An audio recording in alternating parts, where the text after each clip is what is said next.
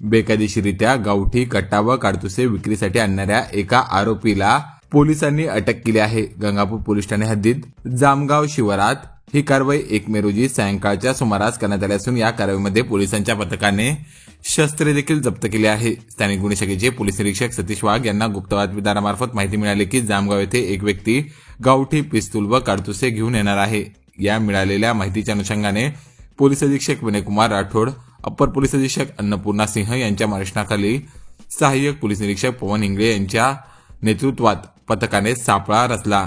यानंतर कायगाव ते गंगापूर रोडवरील जामगाव फाट्यावर पोलीस पथकाने संशयित व्यक्तीवर छापा टाकला। ताब्यात घेतलेल्या व्यक्तीने स्वतःला किरण जाधव राहणार जिकठाण तालुका गंगापूर असे ओळख दर्शवली। त्याच्या झडती दरम्यान एक गावठी कट्टा आणि 2 जिवंत काडतुसे सापडल्याने ती शस्त्रे जप्त करण्यात आली आहे। या प्रकरणात पोलीस हवालदार वाल्मिक निकम यांनी दिलेल्या फिर्यादीनुसार गंगापूर पोलीस ठाण्यात गुन्हा दाखल करण्यात आला असून प्रकरणाचा अधिक तपास गंगापूर पोलीस करीत आहेत।